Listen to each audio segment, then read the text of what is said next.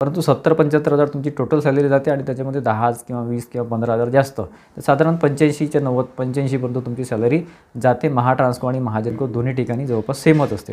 MSCBच्या तिन्ही कंपनीचं veg revision हे 5-5 वर्षांनी होत असते. ठीक आहे. त्याच्यामुळे आता 2023 मध्ये ते वेज रिव्हिजन ड्यू आहे म्हणजे यावर्षी ते होणे आहे. पण ट्रान्सफरचं सुद्धा तसंच आहे की तुम्हाला जिथे दिलं तिथे तुम्हाला कमीत कमी 3 वर्ष काम करावं लागेल. 3 वर्षानंतर तुम्ही अप्लाय करू शकता, ऑनलाईन अप्लाय करू शकता.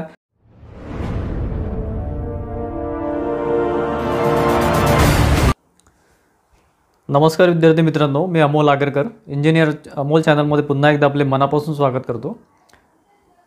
आजच्या व्हिडिओमध्ये किंवा या पर्टिक्युलर व्हिडिओमध्ये आपण बघणार आहोत की रिसेंटली म्हणजे बघा मागच्या वर्षी महाट्रान्सकोची ॲड होती. म्हणजे हे पर्टिक्युलर मी असिस्टंट इंजिनियर इलेक्ट्रिकल किंवा जे पारेशनमध्ये किंवा जनरेशनमध्ये किंवा निर्मितीमध्ये महानिर्मितीमध्ये जॉईन होऊ इच्छित असतात किंवा ज्यांना आता जॉईन होणार आहे.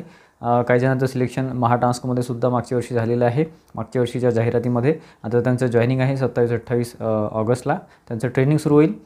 आणि आता रिसेंटली महाजेनकोचा सुद्धा JEEचा रिझल्ट आलेला आहे. त्याच्यामध्ये बरेच विद्यार्थी यशस्वी झालेले आहे. काही विद्यार्थ्यांचे मला प्रश्न आहे की सर म्हणजे फॉर एक्झाम्पल एखाद्याचं ट्रान्सकोमध्ये झालेलं आहे, एखाद्याचं जेनकोमध्ये सुद्धा सिलेक्शन झालेलं आहे असे काही विद्यार्थी आहे किंवा फ्युचरमध्ये जी जाहिरात येणार आहे महाट्रान्सकोची 390 वॅकन्सीची, तर त्याबाबत काही विद्यार्थी आता याच्या संभ्रमात आहे की त्याचा फॉर्म भरावा की नको भरावा. कारण काही जणांचं जनरेशनमध्ये सुद्धा सिलेक्शन झालेलं आहे. तर त्यामध्ये एक लक्षात आलं माझ्या की काही जणांना डाऊट्स आहे की बा जनरेशन जॉईन करायचं की ट्रान्समिशन जॉईन करायचं. ज्यांचं दोन्ही ठिकाणी सिलेक्शन झालं आहे त्यांचं ठीक आहे, किंवा ज्यांचं आता जनरेशनमध्ये किंवा महाजनकोमध्ये सिलेक्शन झालेलं नसून त्यांनी निराश होण्याचं कारण नाही. कारण पुढे महाट्रान्सकोसुद्धा 390 जागा तुम्हाला येणार आहे पुढे. ठीक आहे, वॅकन्सी ही पुढच्या काही दिवसामध्ये येणार आहे. ठीक, की ज्या विद्यार्थ्यांचं फॉर एक्झाम्पल महाजनकोमध्ये आता झालेलं असेल, ठीक आहे, महाजनकोमध्ये झालेलं असेल आणि जर तुमचा इंटरेस्ट महाट्रान्सकोमध्ये असेल तरच महाट्रान्सकोसाठी अप्लाय करा.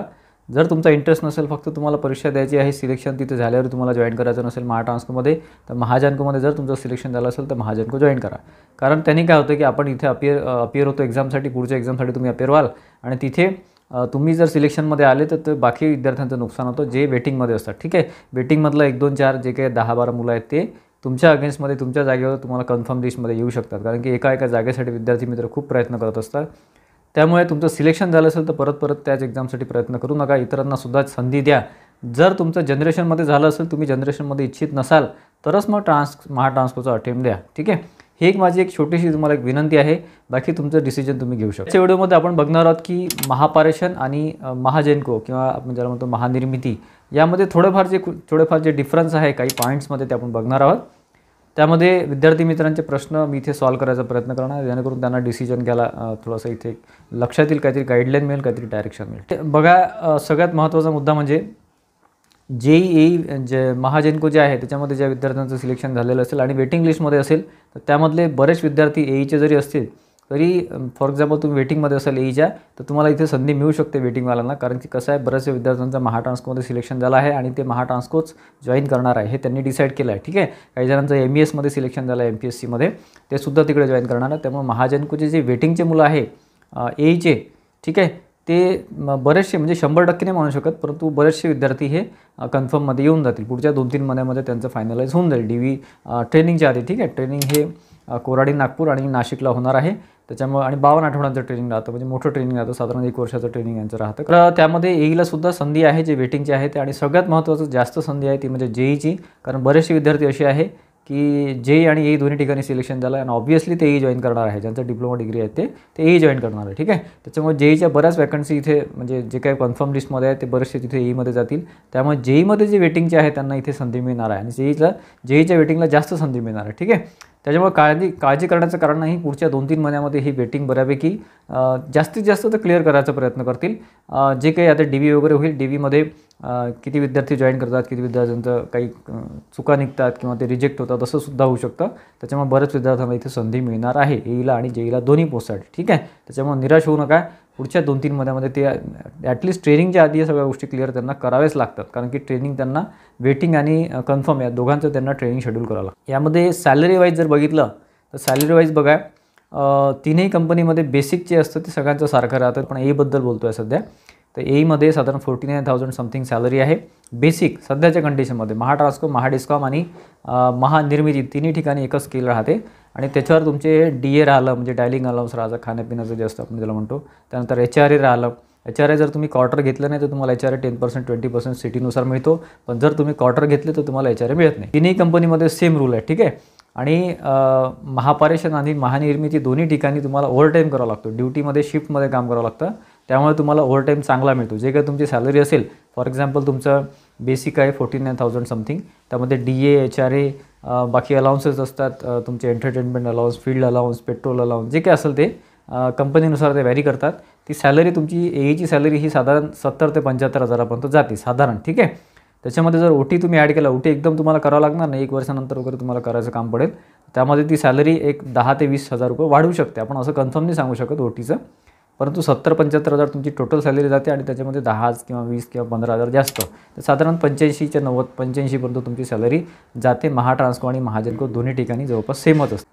याच्यामध्ये सगळ्यात महत्त्वाची गोष्ट जी बऱ्याच विद्यार्थ्यांना माहिती असेल, आपणच ती माहिती दिलेली आहे, की MSCBच्या तिन्ही कंपनीचं वेज रिव्हिजन हे 5-5 वर्षांनी होत असते, ठीक आहे. त्याच्यामुळे आता 2023मध्ये ते वेज रिव्हिजन ड्यू आहे म्हणजे यावर्षी ते होणे आहे, परंतु यावर्षी डिसिजन घेतात, मॅनेजमेंट डिसिजन घेते, युनियन त्यावर मागण्या करते, काही पर्सेंट वगैरे, जवळपास ते एक साधारण 18 ते 20% हाईक दर 5 वर्षांनी होत असते बेसिकवर, ठीक आहे. ते बेसिकवर झाल्यामुळे बाकीसुद्धा तुमचे अलाउन्सेस इथे वाढत राहतात. साधारण आता 49,000 आहे, तर तुम्हाला बघा 23मध्ये म्हणजे एप्रिल 23पासून ते त्याच्यावर ते मागण्या वगैरे जे काय ते सुरू राहतं, परंतु एप्रिल 24पासून ते इम्प्लिमेंट होतं सॅलरीमध्ये. जर तुमचं जॉईनिंग डिसेंबरमध्ये किंवा नोव्हेंबरमध्ये झालं, डिसेंबरपासून पुढच्या म्हणजे मार्च 2024पर्यंतची सॅलरी जी अरियर्स आहे ते तुम्हाला एप्रिलपासून मिळेल.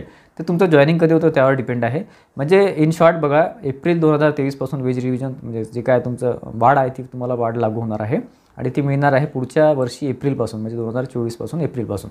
त्यामध्ये बघा बेसिकमध्ये तुम्हाला मी माझा अंदाज सांगतो, हे कन्फर्म नाही आहे पण अंदाज सांगतो, 49,000 म्हणजे अराउंड 50,000चे 20% पकडा, 20% ते झाले 60,000, 10% ॲड म्हणजे 60,000, ठीक आहे.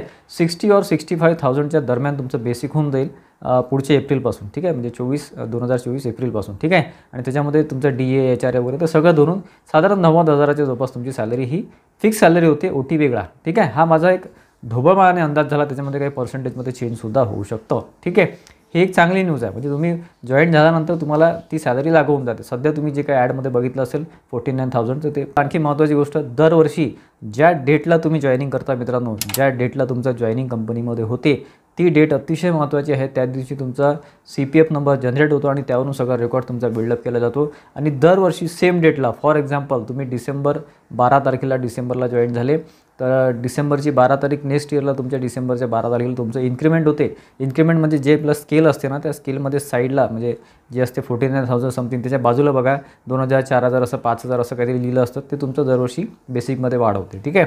आणि मग त्याच्यानुसार तुमची सॅलरीसुद्धा पुढे अलाउन्सेस वाढत जातात, ठीक आहे. त्यानंतर जर तुम्ही प्रमोशनचा विचार केला तर प्रमोशन दोन्ही ठिकाणी जवळपास सारखंच आहे, परंतु महाट्रान्सकोमध्ये प्रमोशन हे थोडं लवकर होतं. म्हणजे साधारण आधीचे जे रेकॉर्ड आहे त्याच्यानुसार 3 वर्षामध्ये DY किंवा 4 वर्षामध्ये DY तुम्ही होऊ शकता नॉर्मलमध्ये. डायरेक्टमध्ये तर तुम्ही दोन्ही कंपन्यामध्ये सारखंच आहे, तुम्ही 3 वर्षानंतर DYची परीक्षा देऊ शकता, साधारण 5 वर्षानंतर आय थिंक ॲडिशनल, आणि 7 वर्षानंतर एक्झिक्युटिव्ह, 9 वर्षानंतर एक्झिक्युटिव्ह, आणि 12 वर्षानंतर SE, आणि 15 वर्षानंतर CEची एक्झाम तुम्ही देऊ शकता. परंतु तुम्हाला हे हायरार्चीनुसारच जावं लागतं. म्हणजे तुम्हाला AE जर असाल तर तुम्हाला 3 वर्षांनी DYची एक्झाम द्यावं लागते, DYचं पास करावं लागते, मग तुमचं 3 वर्ष 2 वर्ष तो एक्सपिरियन्स, मग तुम्ही ॲडिशनल, मग तुम्ही एक्झिक्युटिव्ह, असं करत करत तुम्हाला प्रमोशन घेता येते डायरेक्टमध्ये. किंवा जनरल किंवा नॉर्मल प्रमोशन जर पाहिजे असेल तर महाट्रान्सको प्रमोशनच्या बाबतीत जास्त बेटर आहे या तिन्ही कंपनीमध्ये, ठीक आहे. वर्किंग कसं आहे बघा, वर्किंगमध्ये मी तुम्हाला डिटेल सांगत नाही इथे, तुम्हाला एवढंच सांगतो की महाट्रान्सकोमध्ये तुम्हाला एक चांगला जॉब मिळू शकतो, एक रेप्युटेड जॉब. म्हणजे जसं तुम्हाला सबस्टेशनमध्ये पोस्टिंग मिळतं, आपण जॉब प्रोफाईलवरसुद्धा एक व्हिडिओ घेतलेला आहे, सबस्टेशनमध्ये पोस्टिंग मिळू शकतं 132 kV 220 kV, किंवा तुम्हाला ऑफिसमध्ये एखादा टेस्टिंगमध्ये मिळू शकतं, तुम्हाला टेक्निकल सेक्शनमध्ये मिळू शकतं, किंवा ॲडमिनिस्ट्रेशनमध्ये मिळू शकतं. अशा ठिकाणी तुम्हाला पोस्टिंग मिळू शकते. स्टार्टिंगला माझ्या मते 1-2 वर्ष तरी किंवा 3 वर्ष तरी तुम्हाला फील्ड म्हणजे काय 132 kV किंवा 220 kV मध्ये कुठेतरी ते इम्प्लिमेंट करतात, तुम्हाला कुठेतरी ते पुट करतात, तिथे तुम्हाला 2-3 वर्ष काम करावं लागतं. आणि ट्रान्सफरचं सुद्धा तसंच आहे की तुम्हाला जिथे दिलं तिथे तुम्हाला कमीत कमी 3 वर्ष काम करावं लागेल. 3 वर्षानंतर तुम्ही अप्लाय करू शकता, ऑनलाईन अप्लाय करू शकता. तुम्हाला जर त्याच ठिकाणी राहायचं असेल तर अप्लाय करण्याची गरज नाही. पण तुम्हाला जर बाहेर जायचं असेल कुठे दुसऱ्या ठिकाणी, दुसऱ्या गावाला किंवा दुसऱ्या सिटीला जायचं असेल, दुसऱ्या जिल्ह्यात जायचं असेल, तुम्हाला ऑनलाईन अप्लाय करता येते. वॅकन्सीनुसार तुमची ती ट्रान्सफर केले जाते. ठीक आहे, हे तुमच्यावर डिपेंड आहे तुम्ही वॅकन्सीसाठी. आणि बाकी ते क्रायटेरिया आहे 5 वर्ष एका ठिकाणी, मग 10 वर्ष दुसऱ्या ठिकाणी, असं डिव्हिजन वाईज सर्कल वाईज असे ते नियम बदलत राहतात. तुम्हाला जर ते स्पॉट आवडलं असेल, तुम्हाला तिथे काम करायचं असेल, तुमचा एरिया असेल, तुमच्या गावाचा एरिया असेल, तर तिथे तुम्ही 10 वर्षसुद्धा काम करू शकता, लक्षात घ्या. आणि बाकी फॅसिलिटी वाईज जर विचार केला तर फॅसिलिटीमध्ये जे काही महाजनकोच्या फॅसिलिटीज आहेत ते जास्त चांगले आहेत. त्याच्यामध्ये क्वार्टर फॅसिलिटी चांगली आहे. तुम्हाला जॉईन केल्यास साधारण काही महिन्यामध्येच 2 BHK फ्लॅट म्हणजे ते क्वार्टर असतं, पण ते 2 BHK आपला कसा असतो साधारण 1000 स्क्वेअर फूटच्या जवळपास 1200 स्क्वेअर फूटचा तुम्हाला चांगला 2 BHK फ्लॅट क्वार्टर म्हणून तिथे मिळतो. ठीक आहे, महाजनकोमध्ये. आणि महाजनकोमध्ये कसं असतं की एक स्पेसिफिक एरिया असतो त्यांचा. सिव्हिल लोकांपासून ते थोडे वेगळे असतात, म्हणजे ते जाऊ शकतात बाहेर असं काही नाही, परंतु तिथे एक प्रिमायसेस त्यांचं वेगळं असते, कारण पॉवर प्लॅन्टमध्ये काम करावं लागते. एक एखादं फॅक्टरी वर्क जसं राहतं, आपण एखाद्या प्रायव्हेट फॅक्टरीमध्ये जसं काम करतो तसं महाजनकोमधलं वर्किंग राहते. महाट्रान्सकोमध्ये तसं नाही आहे. महाट्रान्सकोमध्ये तुम्हाला सबस्टेशन जर दिलं तर तुम्हाला तिथे एक चांगलं एक ऑफिशियल जॉब म्हणून ज्याला म्हणतो कॅबिन वगैरे असतं, तसं कॅबिन कधी मिळतं कधी मिळत नाही, परंतु त्या टाईपचं तुम्हाला मिळतं. आणि तुम्हाला जास्त काही इथे खूप काय असं कपडे घाण किंवा हात घाण असे कधी होणार नाही. महाजनकोमध्ये तसं राहत नाही. महाजनकोमध्ये तुम्हाला कुठलंही काम करावं लागते. ऑइल वगैरे राहतं, किंवा मग तिथे नॉईज पोल्युशनसुद्धा राहतं, एअर पोल्युशनसुद्धा बऱ्यापैकी राहतं. खूप नाही, एकदम नाही म्हटलं तरी थोडंफार 10-20% थोडंफार राहतं तिथे. ठीक आहे, कॅबिन वगैरे तर नसतंच महाजनकोमध्ये. ठीक आहे, हा वर्किंगचा थोडासा फरक आहे. परंतु महाजनकोचं वर्क हे टेक्निकलच्या दृष्टीने फार चांगलं आहे. म्हणजे महाजनकोमध्ये जर तुम्ही वर्क केलं तर तुम्हाला तो एक्सपिरियन्स काउंट होतो, तुम्हाला तो एक्सपिरियन्स कामात पडतो, टेक्निकलचा एक्सपिरियन्स. तसंच महाडिस्कॉम आणि महाट्रान्सकोमध्ये तो एक्सपिरियन्स विशेष काही कामात पडत नाही. ठीक आहे, ते एक मॅनेजमेंट प्लस टेक्निकल असा जॉब असतो महाट्रान्सको आणि महाडिस्कॉमचा. महाट्रान्सकोमध्ये तुम्हाला सबस्टेशनमध्ये तुम्हाला फक्त एक मॉनिटर करावं लागते, सुपरवाईज करावं लागते आणि लक्ष द्यावं लागते. सबस्टेशनमधले जे काही आपले इक्विपमेंट असतात किंवा ज्यावर तुमचं सबस्टेशन चालत असतं ते तुम्हाला मेंटेन करावं लागते, त्याचं व्यवस्थित तुम्हाला टेस्टिंग करून ठेवावं लागते किंवा ते अप टू डेट ठेवावं लागते असं म्हटलं तरी चालेल. आणि सेम महाजनकोमध्ये सुद्धा आहे. महाजनकोमध्ये सुद्धा तुम्हाला सगळं अपडेशन, कारण की थोडंसं जरी एखादा फॉल्ट आला कुठे तर त्यांनी सगळं सिस्टीम तिथे हॅमर होतं. ठीक आहे, ऑपरेशन मेंटेनन्समध्ये वगैरे काम राहतं. काही विद्यार्थ्यांना कसं आहे की आपल्या गावाजवळ पोस्टिंग पाहिजे असेल, आपल्या एरियामध्ये पोस्टिंग पाहिजे असेल तर महाट्रान्सको चांगला आहे. परंतु जर तुम्हाला गावाच्या दूर किंवा जिल्ह्याच्या दूर जायचं असेल, कारण की पॉवर प्लॅन्ट जिथे आहे तिथेच तुम्हाला पोस्टिंग मिळेल महाजनकोमध्ये, पण महाट्रान्सकोमध्ये तसं नाही आहे. तुम्हाला तुमच्या जिल्ह्यामध्येच पोस्टिंग मिळू शकतं. आधी नाही मिळालं तरी 3-4 वर्षानंतर तुम्ही तुमच्या जिल्ह्यामध्ये येऊ शकता आणि तुमच्या फॅमिलीसोबत तिथे राहू शकता. ठीक आहे, महाजनकोमध्ये तसं नाही आहे. महाजनकोमध्ये तुम्हाला त्या पर्टिक्युलर पॉवर प्लॅन्टला शिफ्ट व्हावं लागते, तिथे 5-5, 10-10 वर्ष काढावं लागते, मग तुम्हाला पण तरी तुम्ही तुमच्याच घराजवळ नाही येऊ शकत. फॉर एक्झाम्पल तुम्ही नागपूरचे असाल, नागपूरचं कोराडी आहे, खापरखेडा आहे, अशा ठिकाणी तुम्हाला पोस्टिंग मिळालं तर तुम्ही तुमच्या घराजवळ राहू शकता. परंतु जर तुम्ही फॉर एक्झाम्पल एखादं कुठंतरी पंढरपूरचे आहे आणि तुम्हाला एखादं नागपूर दिलं तर मग तुम्हाला खूप मोठं डिस्टन्स तिथे कव्हर करावं लागतं आणि तुम्हाला तिथे काम करावं लागतं. ठीक आहे, म्हणजे हे थोडं एक्झाम्पल म्हणून सांगितलं तुम्हाला. आणि महाट्रान्सकोमध्ये तसं नाही आहे, तुम्ही कुठेही असा तिथे तुम्हाला पोस्टिंग मिळू शकते. त्यामुळे हा बेसिक डिफरन्स मी तुम्हाला सांगायचा प्रयत्न केला मित्रांनो. परंतु परत तुम्हाला फायनली सांगतो की जर तुमचं एखाद्या ठिकाणी सिलेक्शन झालं असेल तर तुम्ही कन्फर्म असाल की तिथेच मला जॉब करायचा आहे, तर दुसऱ्या ठिकाणी शक्यतो अप्लाय करू नका, जेणेकरून इतर विद्यार्थ्यांना सुद्धा संधी मिळेल. आशा करतो की तुम्हाला बऱ्यापैकी माहिती मी सांगायचा प्रयत्न केला. या व्यतिरिक्त तुमचे काही प्रश्न असतील तर मला कमेंट बॉक्समध्ये कमेंट करा. मी या व्यतिरिक्त काही तुम्हाला आणखी व्हिडिओ किंवा आणखी त्या रिलेटेड तुमचे क्वेरी सॉल्व्ह करायचा प्रयत्न करेल. आजचा व्हिडिओ तुम्हाला माहितीपूर्वक वाटला असेल, काहीतरी डायरेक्शन मिळालं असेल, गाईडलाईन मिळालं असेल तर प्लीज व्हिडिओला लाईक करा आणि शेअर करा व्हिडिओ, जेणेकरून इतर विद्यार्थ्यांचा सुद्धा इथे काही ना काही फायदा होईल. आणि आपल्या चॅनलला इंजिनियर अमोल चॅनलला नक्की सबस्क्राईब करून ठेवा आणि बेल आयकॉन सुद्धा क्लिक करून ठेवा, जेणेकरून हे महत्त्वाचे अपडेट जे मी देत राहतो ते तुम्हाला मिळत राहतील. धन्यवाद मित्रांनो.